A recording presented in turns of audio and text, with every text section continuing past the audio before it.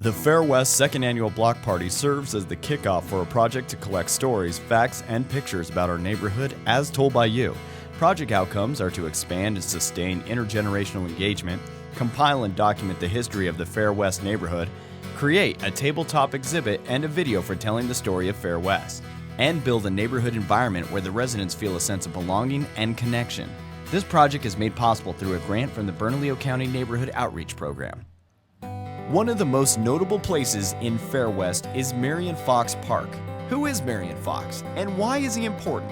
In the 1920s, Marion Fox served as editor of the Albuquerque Journal. Roger Flegel reflects on Marion Fox and his wife, Mary Fox. He was editor of the Albuquerque Journal. Oh, no kidding. But his name is not on the deed. Her name is on the deed.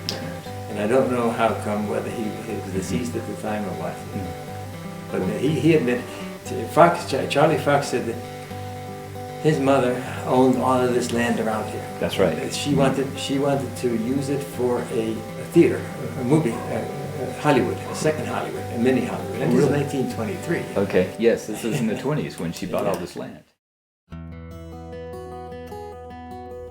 Lois Goldberg has lived at 812 Palomas for 62 years in a home built by Coda Robertson. Lois attended Monte Vista Elementary School, which started as 3 cottages with 2 grades in each room, with only 1 classroom per grade level. Everyone grew up knowing everyone else. While houses, of course, had full electricity and sewage, the permanent school building was under construction and students used outhouses. These were Depression days. People who were settled in didn't move as often as they do now. Lois married in 1947 after a long-distance courtship. When Lois became pregnant, she and her husband needed a family home. In the post-war boom, there was just no housing available in Albuquerque. People were renting chicken coops. There were apartments near the university, new construction at Hoffmantown, at Princess Jean, behind Highland, and near Gibson. Not much other housing was available, and what would become this neighborhood, they were just building the 900 block. Lois and her husband chose this new development because the homes had no steps.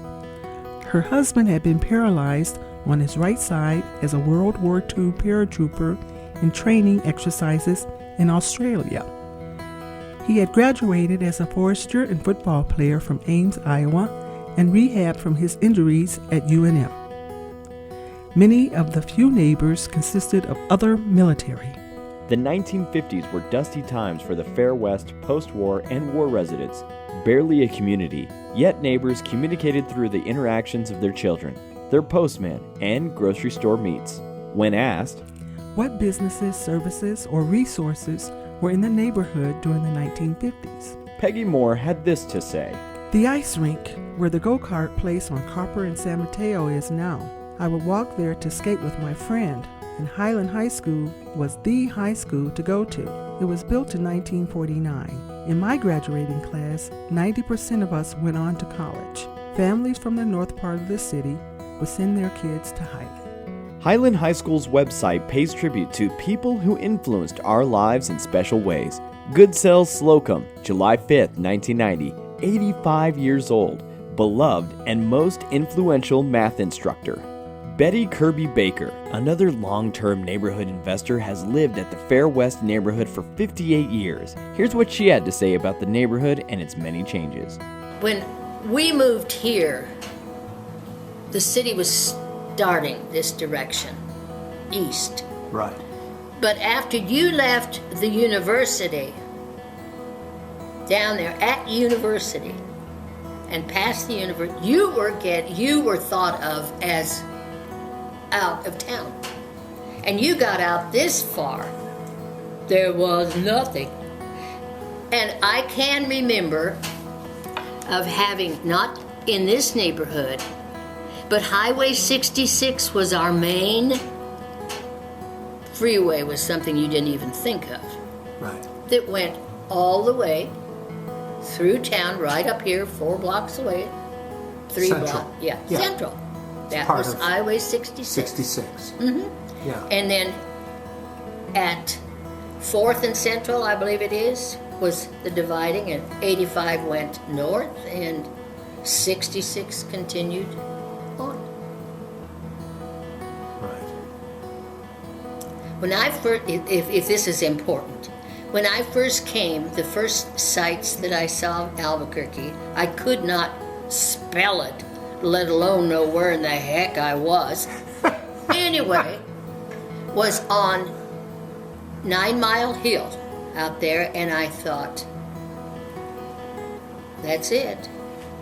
Just a wide, small, but very colorful downtown. Right. And it stayed that way for a long time. Stayed that way. And up here, we were out of, we were just sort of, we were starting to grow back then. We were growing pretty fast. In 1957, Mary Smith and her family purchased and moved to the second home built by the Grosset family, owners of La Mesa Builders. It was across the street from the first, just south of Marquette and west of Valencia. She could see Mount Taylor from the kitchen window at that time. There was a soda fountain shop at Central and La Veta, and the pediatrician. Dr. Post's office was on the first block north of Central and La Veta. Neighborhood associations did not exist at that time, nor were there publications like the Fair West newsletter.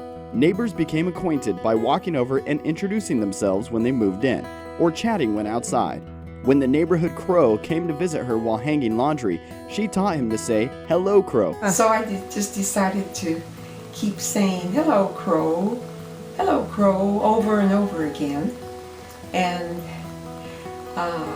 by the time I finished hanging, whatever I was hanging, I heard the crow say, "Hello, Crow."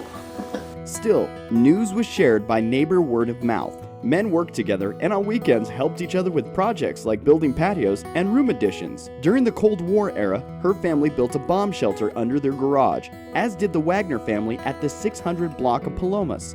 We had provisions and bedding down there. Later, my husband started making wine, which we learned to do from my Greek family members in California, and converted it to a wine cellar.